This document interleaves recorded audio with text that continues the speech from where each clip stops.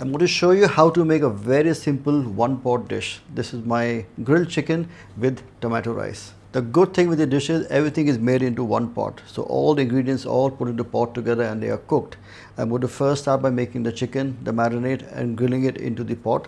And then the same pot is used to make the rice, which is going to be my tomato rice. To start off, I'm going to add a couple of spoons of ginger garlic paste. This is equal parts of ginger and garlic, a little bit of oil, a little bit of salt, a little bit of water, all whipped together till you get a very fine paste. In this now goes on a little salt. You have to be a bit generous with your seasoning and the salt at this stage because the chicken will absorb a lot of seasoning. Then goes in my powders, cumin powder, a little coriander powder.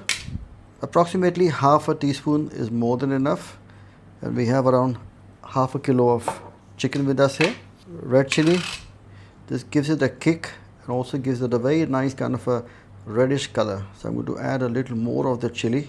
Turmeric powder.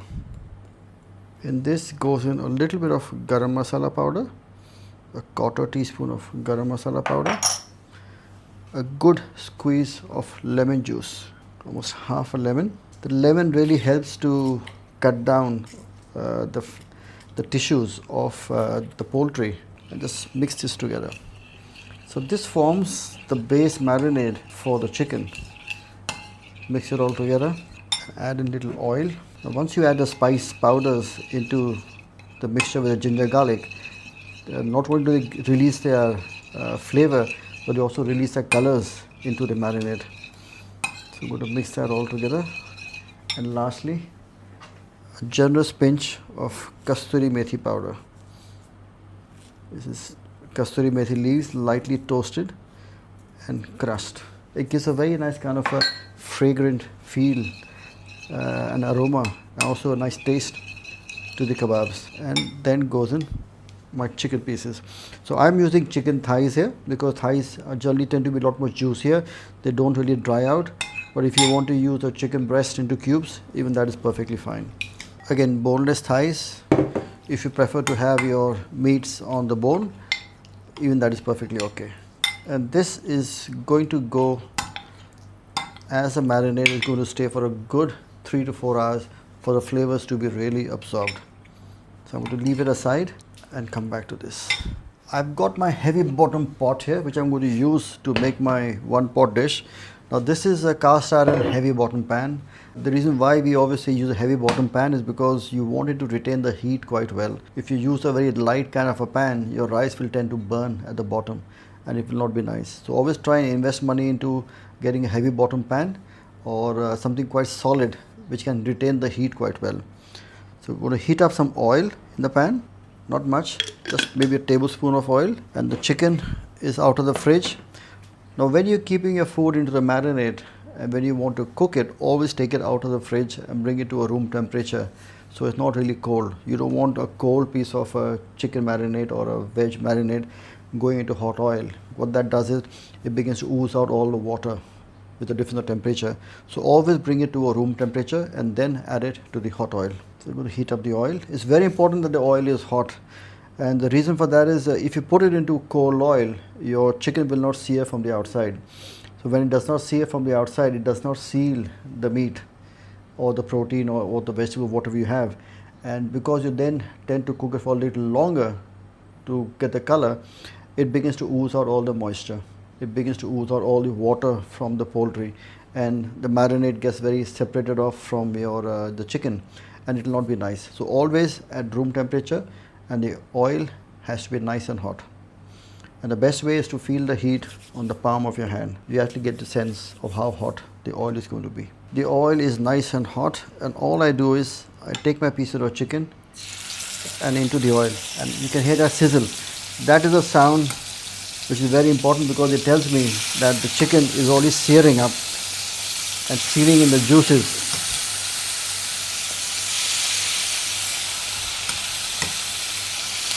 I'll do them in 2 batches because the pot is not big enough and I don't want to overcrowd my pot with all the chicken, otherwise it begins to more of a boiling than of searing. The first batch is almost done. I'm going to take the chicken out. Then goes in my second batch of the chicken. The second batch is almost done. It's slightly undercooked, but that's perfectly fine. It's going to again cook along with the rice. The first batch goes in along with all the juices. And what I also do is any leftover marinade which has all the flavors also goes in now. Never discard this. Lightly just saute that.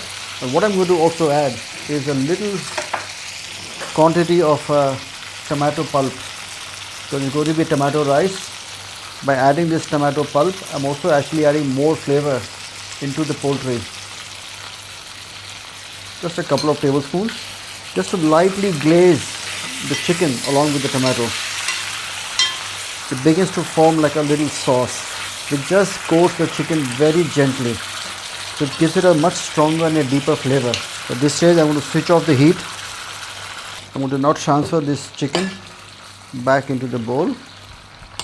I mean, it has such a nice, rich aroma. The masalas have cooked through. You can actually have this chicken on its own. It is so nice. You can make this. You can use it into any leftover chicken can go into sandwiches or wraps. It's got a lot of flavor into it. It's a lot like doing a tawa chicken or a chicken on the griddle. Do not discard this oil because this oil has all the flavors of the chicken, of the spices or marinades. They're all in right here.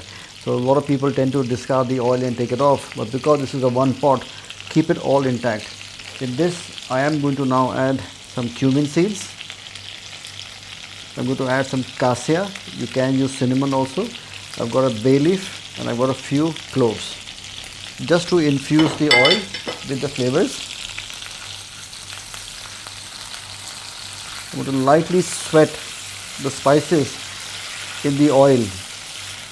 Now the good thing with one pot cooking is everything is made in one pot. So all the flavors are all incorporated. Nothing is really taken off. It stays all inside the pot.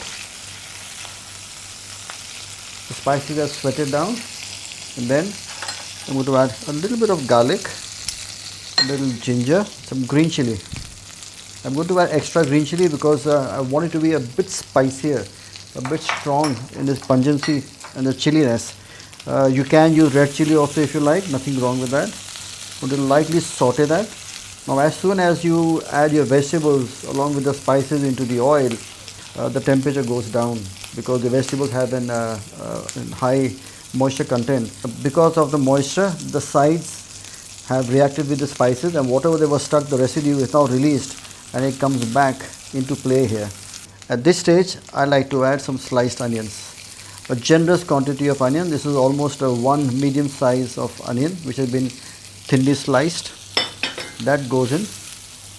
And I want to just saute the onions along with the masala, and you can see the color of the marinade has already gone inside the oil, and now that begins to flavor the onions. The onions cooks, it gives its own strong flavor into the dish. The pungency is taken away and they turn slightly sweet.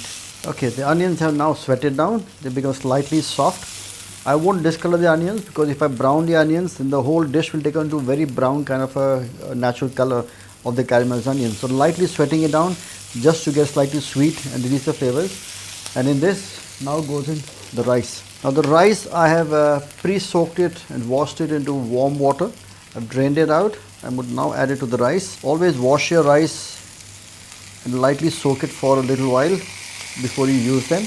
All I do now is I'm going to toss the rice with the onion and the spices. So literally like you're sealing the rice from the outside, letting the natural fat from the poultry and also the oil which we have used and also the flavor which has gone into the oil is now mixing up with the rice. Now once you see that the rice has been evenly coated with the oil and with the spices, I'm now going to add in this paste of tomato. A couple of tomatoes has been blitzed and strained. Mix the rice along with the tomato. In this I do not add any of the spice powders from which are here, the earlier powders, because I had them in the chicken.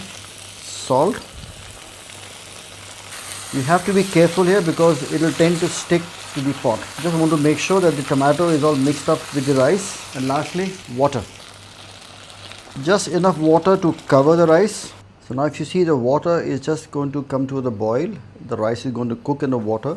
So all the flavors from the marinade of the chicken, the cooking of the chicken, the natural oils and the fats are all in there. So all the flavors are very much right in there where they should be. So not discarding any flavors. And what you will get at the end result is a very nice, full, wholesome flavored rice dish, and that too with the flavor of tomato.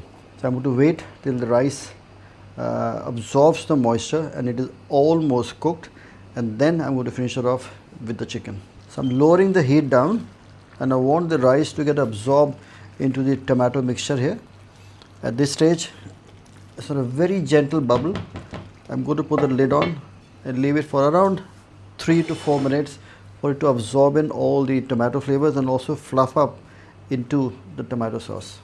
So let's have a little look at the rice. Whenever you open the lid, always keep the lid on top of the rice or the dish, because that's got water content here, condensation, and that is also a lot of flavor in food. So never discard it off, let it go back into the pan. The rice is still slightly under, that means it's not fully cooked, but it's absorbing all the flavors of the liquid, which is nice. At this stage, I am going to add a little pinch of garam masala powder. These are the aromatic spices. I'm going to add a little bit of kasuri methi powder, just a little drizzle, and I'm going to add olives. Olives, rice, tomatoes goes extremely well. So I've got these slices of olives. I'm going to lightly fold that into the rice. I'm also going to add a little fresh coriander, not much, just a little bit. I want to slightly infuse flavors, but I'm going to add more at the last when the dish is done to give it the freshness. And you can see the rice is folding well, so it means it is almost done and it's nice and flavorful. At this stage, I'm going to add some tomatoes. I've got cherry tomatoes and the chicken pieces. I mean, it smells so nice. All the flavors are actually all coming together. The rice is very luscious, it's smooth, it's a lot of nice tomato flavors, a lot of umami, and all these lovely juices from the grilling of the chicken is just poured on top. So people would end up putting butter, ghee, fat, cream and trying to make it heavy. I don't. I'd like to keep it as lean as I can. Now all the flavors are going to filter down into the rice and impart a much stronger flavor to the rice. Lid back on. Again, medium heat. I'll let that gently cook in the steam on the dum for another 5 to 6 minutes till the rice is done and all the flavors have been absorbed by the rice and the dish is ready to eat. Time to have a look at our one pot chicken rice. Oh, the aroma, the whiff is just incredible. It smells wonderful. It is still bubbling in the center, and as you lightly just move the rice, you get like a sizzle sound, which tells me that the moisture is almost over or been evaporated. Can you hear that? Oh, that's nice. So let's have a look. Look at that. The luscious rice. Now I'm going to garnish this with some cherry tomatoes and lastly with some fresh coriander right at the end to bring out the freshness of the dish. All that is missing now is a bunch of your friends, your family members, to dig in from the pot itself. You know, don't get too fancy and start dishing out the portion into a platter. This is a one pot chicken dish. Put it in the center of the table, get some yogurt on the side if you want, get a little salad on the side and literally help yourself directly from the bowl. And because it is one pot, it saves you all the hassle of the cleaning up. So it's double whammy. Great food, full of flavors and no cleaning at all. So make sure you try it at home, make it for your friends and family, and don't forget to tag me. And until next time, happy cooking.